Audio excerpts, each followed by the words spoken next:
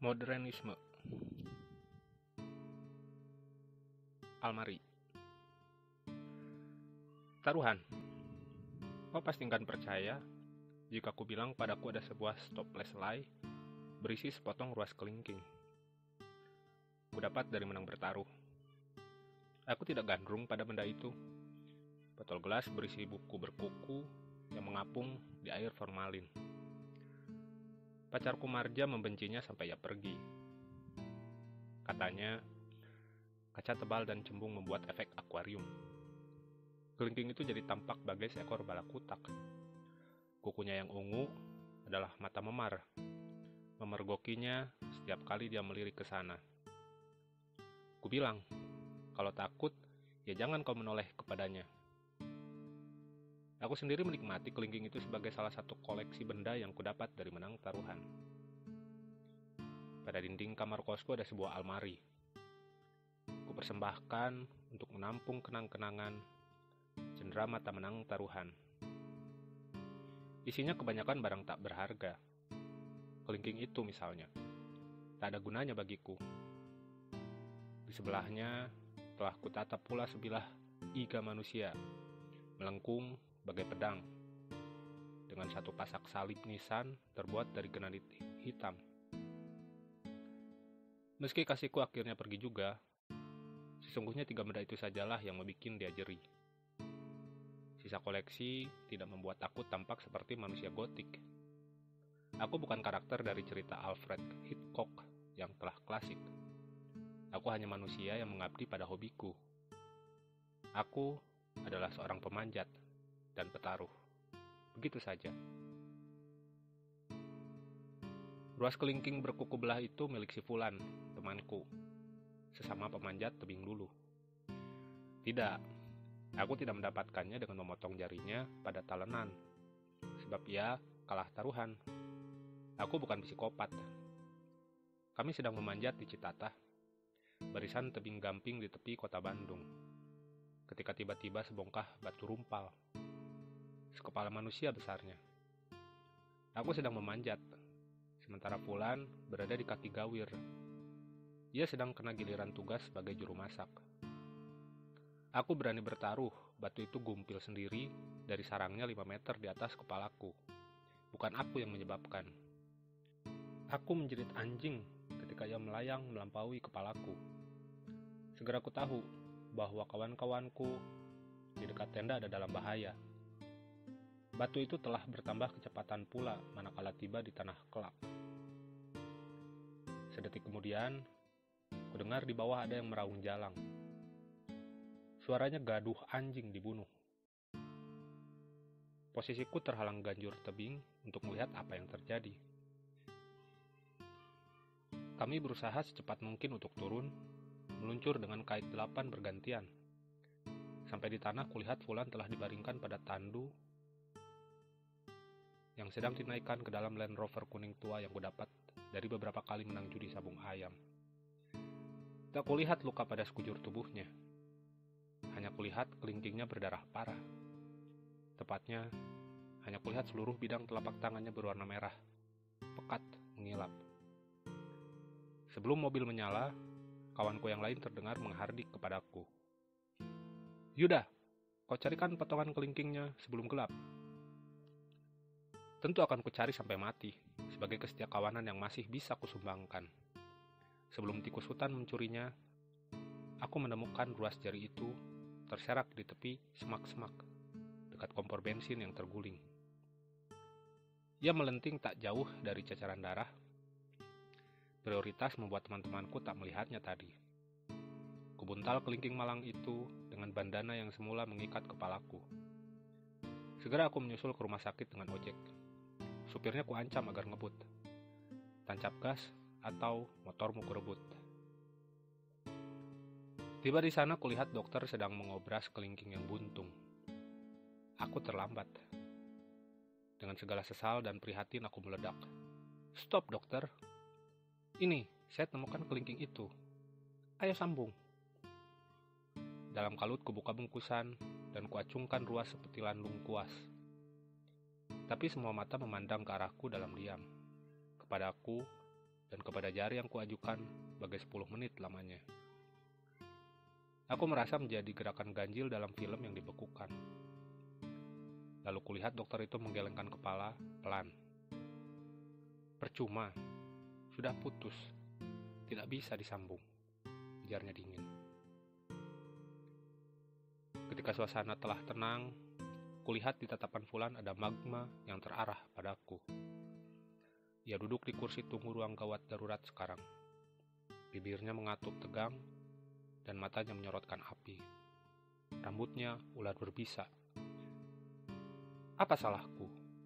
Bukan aku yang meruntuhkan batu. Lagi pula, kalau bongkah itu rumpal karena aku, kami semua tahu bahwa kecelakaan yang diakibatkannya tak bisa disalahkan pada siapapun. Itulah kebersamaan kami. Batu jatuh bisa terjadi setiap saat, bagian dari risiko petualangan. Yuda, ia menyebut namaku, tapi aku yakin ku dengar bunyi desis di akhir ucapnya. Yudas, engkau Yudas, si pengkhianat. Aku memegang stoples berisi kelingking yang telah tanpa pamrih kuperjuangkan sampai di sini. Suster berpantat montok itu telah mengemasnya buat kami. Tapi dokter itulah yang salah, bukan aku. Dia yang tak mau menyambungnya. Keras kepalaku membuat aku tak sudi minta maaf. Bahkan sekadar untuk melembutkan hati kawanku. Aku justru mengajukan taruhan. Taruhan sepertinya adalah satu-satunya bahasa yang kau mengerti pada usiaku waktu itu. Umurku 19. Kelingkingmu pasti tumbuh lagi. Tidak sempurna, tapi tumbuh lagi. Percayalah, taruhan. Kataku tanpa pikir panjang. Di usia itu seorang anak muda memang tak perlu pikir panjang. Seseorang tertawa karena aku memperlakukan jari seperti buntut cicak. Si Fulan belum bisa tersenyum, katanya. Boleh, kalau tidak tumbuh, kau telan kelingkingku itu. Aku sebetulnya tersinggung. Dia sama sekali tak menghargai jerih payahku. Oke, tantangku tanpa kehilangan humor. Tapi kalau tumbuh, kau telan kelingkingmu ini. Teman kami yang lain menengahi. Kalau tumbuh, kelingkingnya biar buat Yuda. Kalau tidak, buat Fulan. Siapa tahu bisa disambung lagi kalau sudah ada teknologi baru. Demikian saja. Semula tak ada satupun yang percaya. Tapi setelah setahun berselang, kami melihat jari si Fulan telah bertunas lagi. Tidak sempurna betul memang. Persis seperti yang kukatakan serampangan dulu. Ruas yang hilang itu telah digantikan oleh taju baru yang lebih kecil, dengan kuku yang lebih pendek dan tampak lebih lunak. Tapi jentik itu tumbuh kembali, seperti ekor cicak. Kami tak ingin ke dokter, sebab kami tak membutuhkan penjelasan. Jari bertaruk kembali, apalagi yang perlu dijelaskan. Keterangan akan menghilangkan rasa mujizat. Lebih menyenangkan bagi kami para pemanjat untuk menerima teori bahwa jari pemanjat tak banyak beda dari buntut cicak. Teori ini lebih memberi harapan. Begitulah, dengan sebuah upacara kecil di antara gerombolan pemanjat kami, si Fulan menyerahkan stoples kaca istimewa itu kepadaku sebagai tanda kekalahannya. Aku mengenang upacara kecil itu dengan agak syahdu. Malam, bintang waluku, tebing menjulang sebagai bayangan gelap, angin, bau alam bercampur unggun yang melitik kertas. Kami duduk melingkari tonjolan batu di mana kecelakaan dulu terjadi. Di atas pembakaran, daging domba mulai matang. Bawang putih dimemarkan. Selusin balihai dingin dalam cool box dengan es batu yang mulai mencair. Beberapa botol cola, serta mention dan rum. Semua yang termurah dan cepat membuat pusing. Si Fulan duduk dengan wajah kalah. Ia tahu, tak benarlah sikapnya menyalahkan aku dulu. Ia tahu, jika aku berkeras dengan nilai taruhan awal, maka dia harus menelan acar kelingking formalinnya sekarang. Tapi bukan itu yang terutama membuat aku biru. Dalam pidato kecilnya, si Fulan berkata bahwa ia harus mengurangi kegiatan memanjat, karena dia akan segera menikah. Ini sekaligus akan menjadi pesta melepas masa lajangnya. Lalu si Fulan menyerahkan stopwatch itu kepadaku sebagai sebuah wasiat. Anggota gerombolan yang lain bertepuk tangan. Seseorang menirukan suara terseduh sinetron sendu. Aku merengkuh dan mencium kelingkingnya yang baru. Ada rasa sedih dan marah setiap kali seorang kawan pemanjat menikah. Aku tahu pernikahan berarti akhir petualangan panjat tebing. Mereka akan segera pensiun untuk mencari nafkah dan memberikan kehidupan yang stabil bagi kaum pembujuk itu dan anak-anak tuyul yang akan mereka lahirkan. Lalu Satria pun akan menjadi Sudra. Aku sedih kau meninggalkan agama kami, bisikku kepadanya. Sesungguhnya ia bukan berpindah agama, melainkan turun kasta. Ia mengelak dan berkata bahwa ia tak akan meninggalkan sepenuhnya pemanjatan. Aku tersenyum kering. Semua laki-laki membual di malam lepas lajang. Bahkan mereka tak akan kehilangan kebebasan sampai kapanpun. Si Fulan, ia telah pensiun sekarang, di usia 24. Pemilik kelingking dalam botol selai yang kusimpan baik-baik itu. Kawanku yang berwajah bulat, berambut wol, yang bagaimanapun telah pernah menjadi teman berbagi dalam hidupku. Aku tetap dengan pilihan hidupku, bahkan sampai hari ini, bertahun-tahun kemudian. Di sebelah botol acar kelingkingnya, pada rak yang sama dari almari di kamar kosku, tertatah juga tulang iga beralas beludru. Rusuk itu milik mendiang ayah temanku, dan salibnya yang tersandar pada dinding adalah batu nisannya. Kudapat dari taruhan yang lain, yang berawal dari debat mengenai mana lebih baik, kremasi atau penguburan.